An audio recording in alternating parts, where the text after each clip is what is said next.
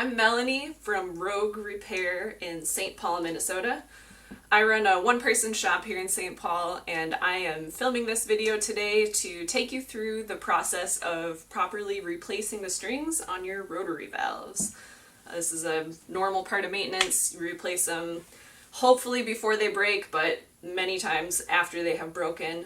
So I'm going to be demonstrating everything on French horns today because that's what I have in the shop. This is a subject near and dear to my heart as a French horn player. And you can also find these type of valves, rotary valves, on some high brass, a lot of F attachment and bass trombones, some tubas, although most tubas will have mechanical linkages, and we're dealing with string linkages today. So I'm going to be showing you a demonstration straight through of how to replace your strings. I'll also talk through it a second time so you can see slower how the process goes. And the idea is that you can apply this process regardless of how your levers and rotors are oriented. There's a lot of different variations in lever designs. We'll cover those later on in the video. For the more seasoned restringers among you watching, this will hopefully be a good, concise refresher, especially this first section where I'm just going straight through the motion of replacing the string. So for the sake of time, I've decided to split up these instructions into 3 parts. What follows is going to be part 1. That's going to cover a basic restringing demo, string preparation, and a little bit of information about where to buy string, what kind of string, and stuff about screwdrivers. So parts 2 and 3 will come later. Part 2 will cover a bunch of different lever designs. Part 3 is going to cover some adjustments of lever height, so up and down, or adjustment of your trigger height. And the last thing I'll talk about in part 3 is going to be some troubleshooting, common problems you might run into after replacing your strings. So I am ready. Let's go ahead and replace some strings for you to see.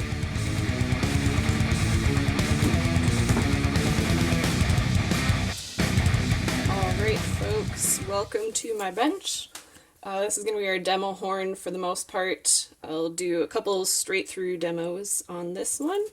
So this is a Con 8D. As you can see, the thumb is not a string linkage. If it was, it would look just like this little guy here. So I will be showing you a thumb valve on a different horn, but for right now, I'll start by just replacing this first valve string. I just want to point out a couple quick things before we get started. The horn is sitting on something nice and soft, so we're not going to get any incidental dents or scratches from whatever's on your table or your lap, like zippers from your sweatshirt, stuff like that. So that's why we have this nice towel down. The other thing I want to point out is that wherever the levers are going to come back to once we loosen the strings, I've got this little piece of shop towel tucked in here to kind of cushion this. It's doubled up a few times so that it's a little bit softer. So that'll keep the levers from dinging up this branch behind them here. You'll also maybe have them running into the bell, so you can wrap a bigger towel around in that case. The thing you want to watch out for is that your lever springs can be razor sharp.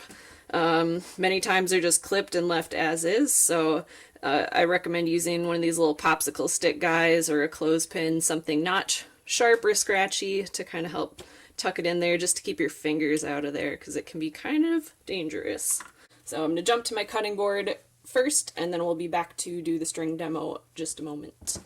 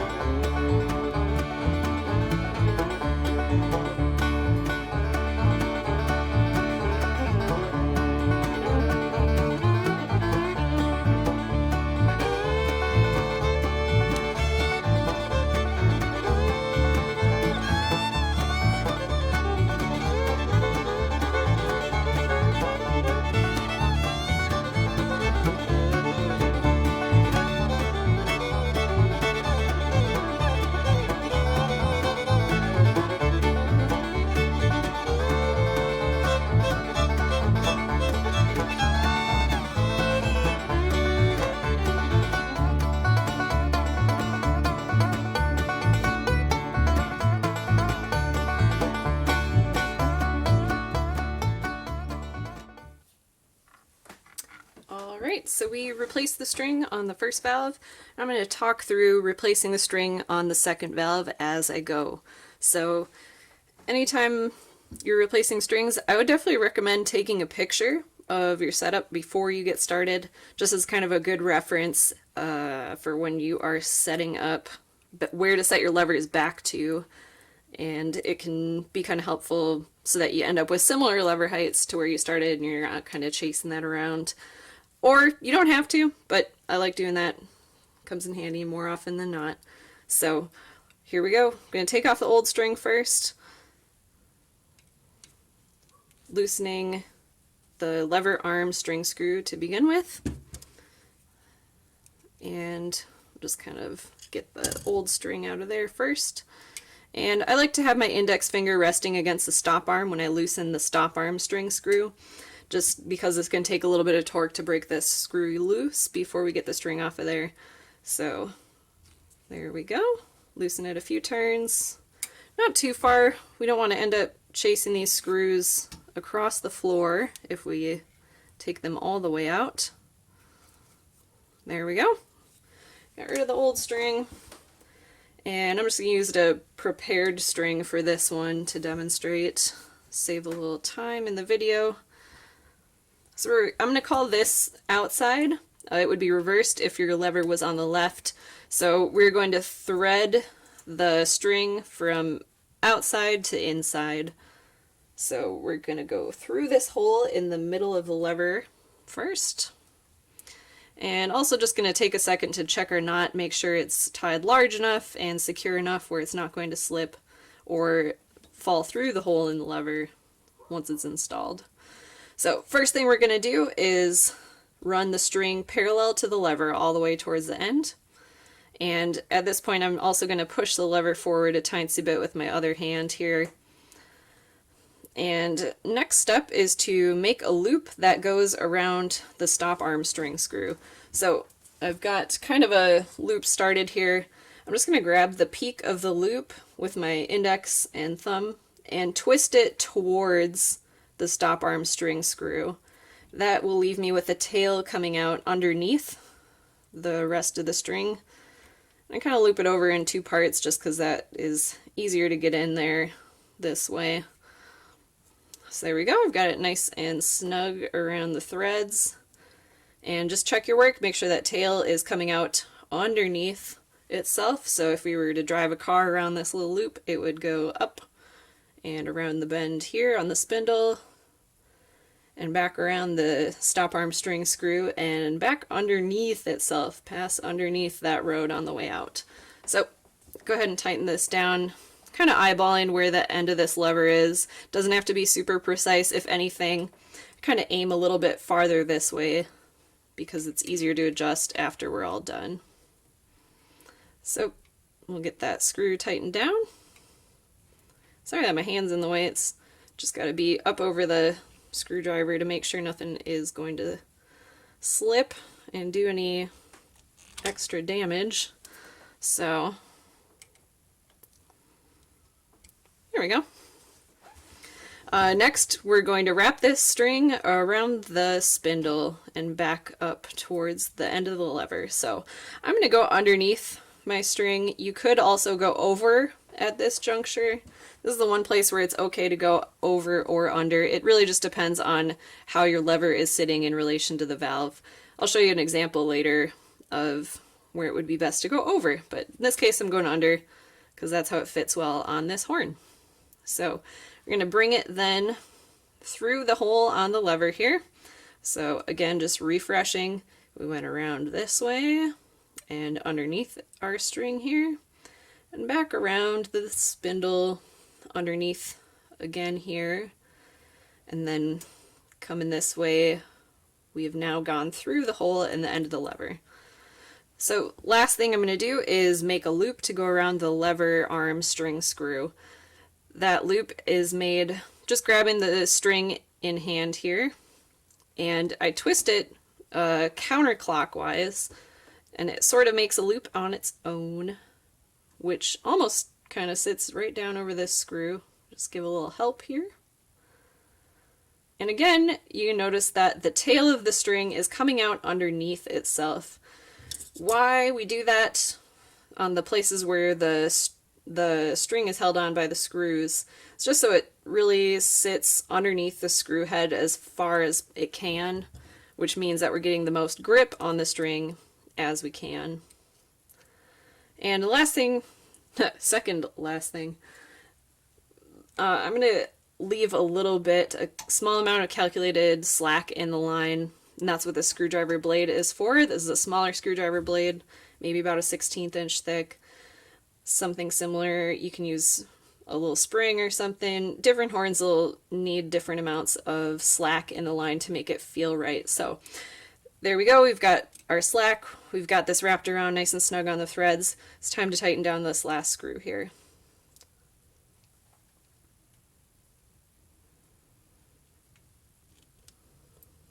And it's nice and snug, tight enough where it's not going to slip, but not too tight where we broke any screw heads off or anything scary. If that does happen, just bring it to your repair shop. They have dealt with that and will be able to get that screw out and replaced for you. It does happen. These are large-headed screws with small threads. It's something that it's kind of a common problem, unfortunately. But we also need those large screw heads to hold the string down so that there's room for it to go on there. So we got this all installed now. I'm just going to show you kind of the little bit of slop that we left in the mechanism. So there you can see that, holding the stop arm against the bumper here and pushing on the lever paddle. You can see it move a little bit. It's not too bad, but I will go ahead and take that slack out just so you can see how that's done. If it's really sloppy, it can feel pretty weird when you push the key down. So again, holding this with my index finger, I'm also sort of guiding the lever back this way. The spring is helping it, but this helps it move a little bit smoother. If you don't help it scoot back, sometimes it can sort of jump in larger increments than you want it to. So I'm loosening this, kind of wiggling, but loosening the screw just a tiny bit. And you can see that lever arm moving. We'll stop about there. I'm really just eyeballing it at this point. If I wanted to be super accurate, I would be looking at the lever height as well to make sure that was ending up where I wanted it to be. But I'm just sort of illustrating how we get that slack out of the line. And you can see right here now, it's really not moving as much as it was before. And you can see we've got good clearance. It's not banging into this here. You always, when you test it, go slow just to make sure you're not going to have any bonus dents added to your horn. But that looks pretty good for now. We can always adjust this, take out a little more of that slack, kind of tighten things up later. I'll go over that in the adjusting lever height portion of the video too. So that's replacing the strings.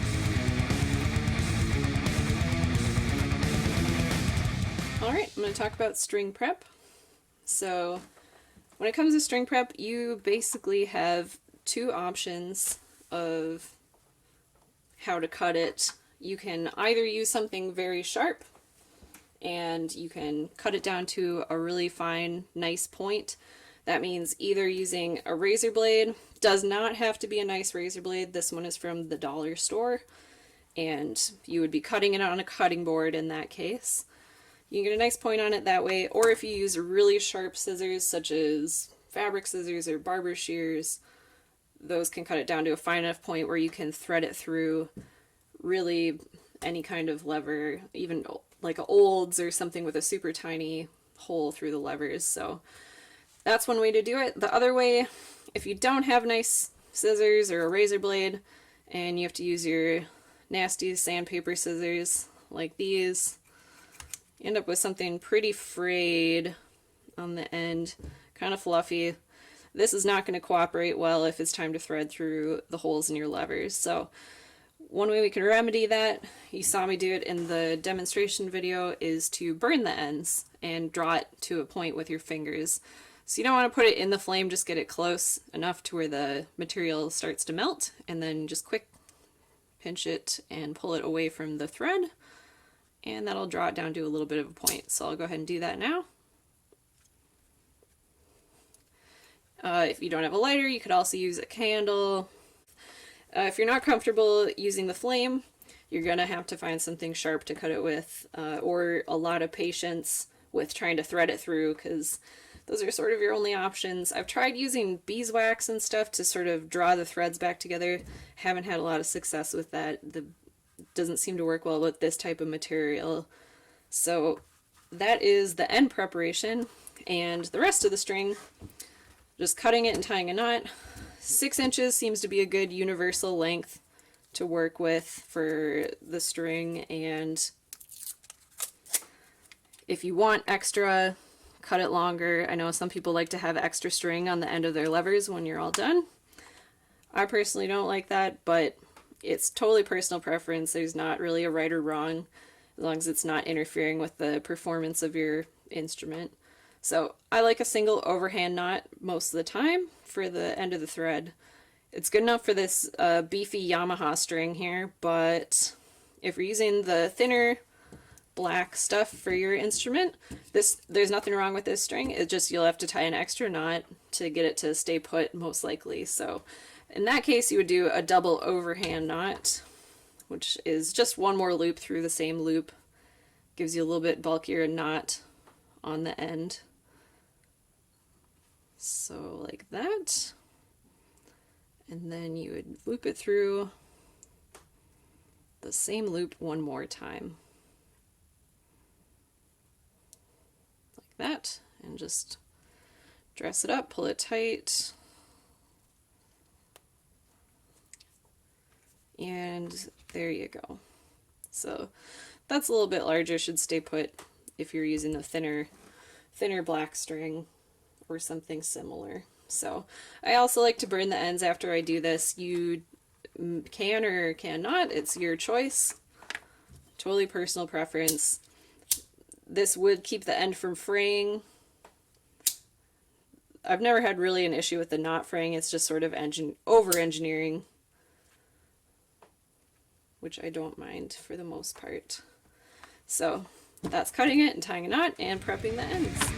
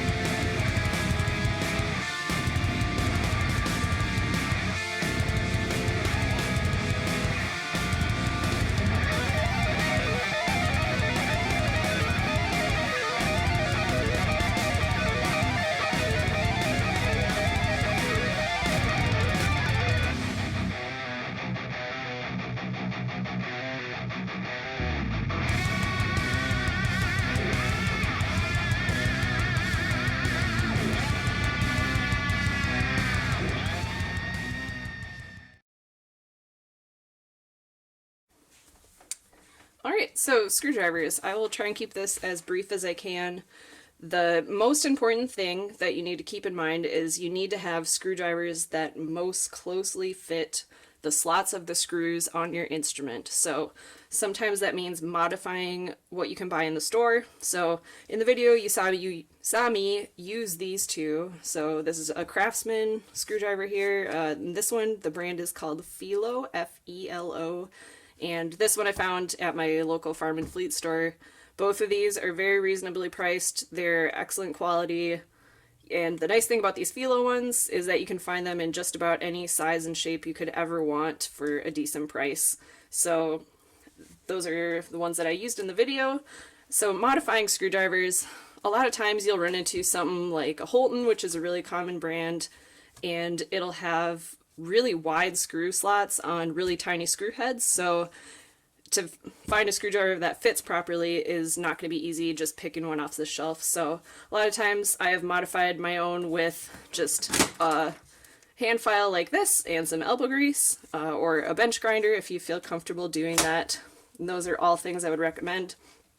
Also, if you have like a Hoyer or something with really teeny tiny Torx head screwdriver, or sorry, with Torx head screws, you could use one of these little itty bitty interchangeable screw sets. These can be really nice if you are able to find one of good quality.